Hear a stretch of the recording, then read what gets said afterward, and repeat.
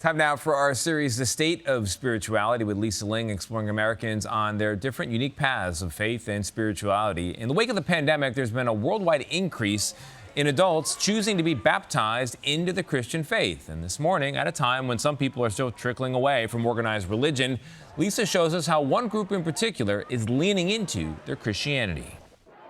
Be baptized in the Son, the Father, the Holy Spirit. On a warm Sunday afternoon in Southern California, a spiritual rebirth is underway.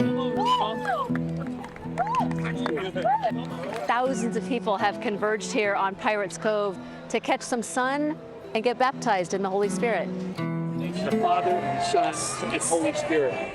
What is the significance of water baptism? Water baptism is identifying in the death, the burial, and the resurrection of Jesus Christ. Getting in the ocean to do something so transcendent in a transcendent place like the ocean, it's just a really special way to connect with God. Mark Francie is the pastor of Oceans Church, a non-denominational Christian church in Orange County. And I believe that we are witnessing today a historic interdenominational mass baptism.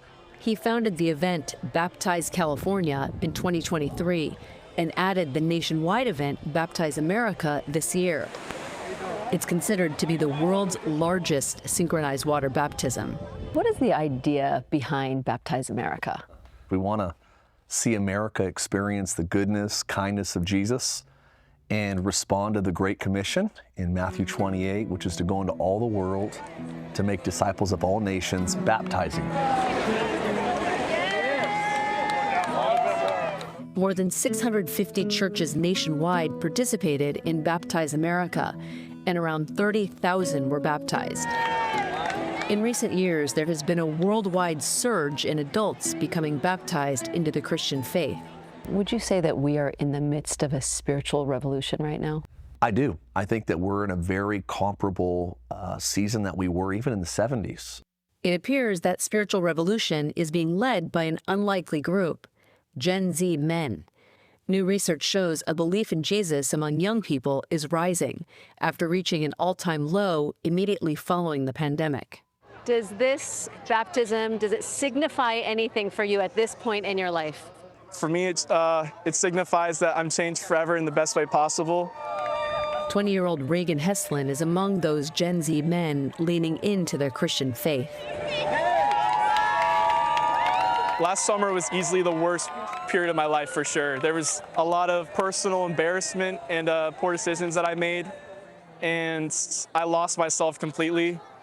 And I realized that I needed to go to church. I feel amazing. This has been a long time coming, for sure. Reagan's call to the church isn't unique.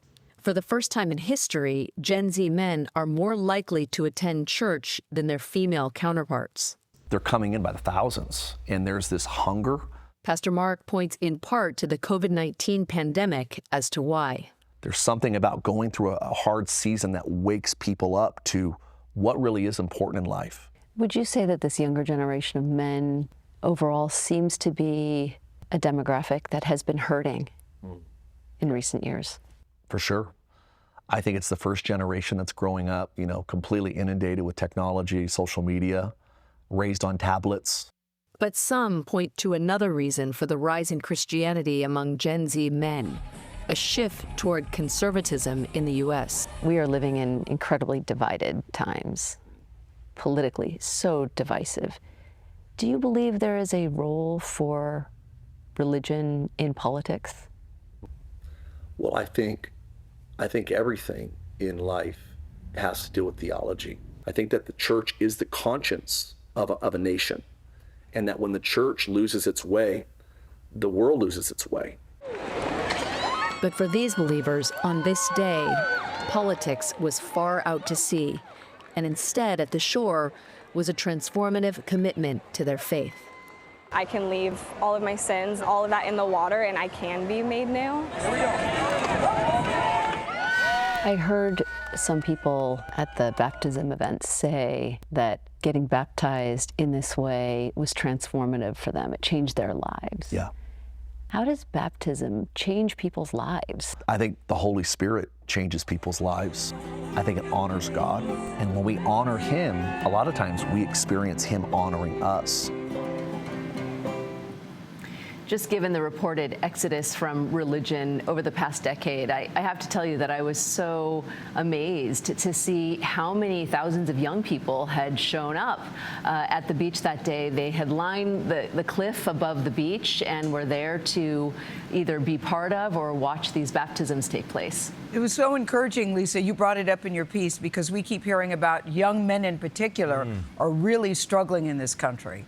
So to see a story like this is, I think, good to see. Yeah, and while we say we're divided, we're not divided in our search for meaning. We all need it, we want it, we hunger for it. And this is people. Yeah, this is evidence of that. Yeah. Thank you, Lisa, very much.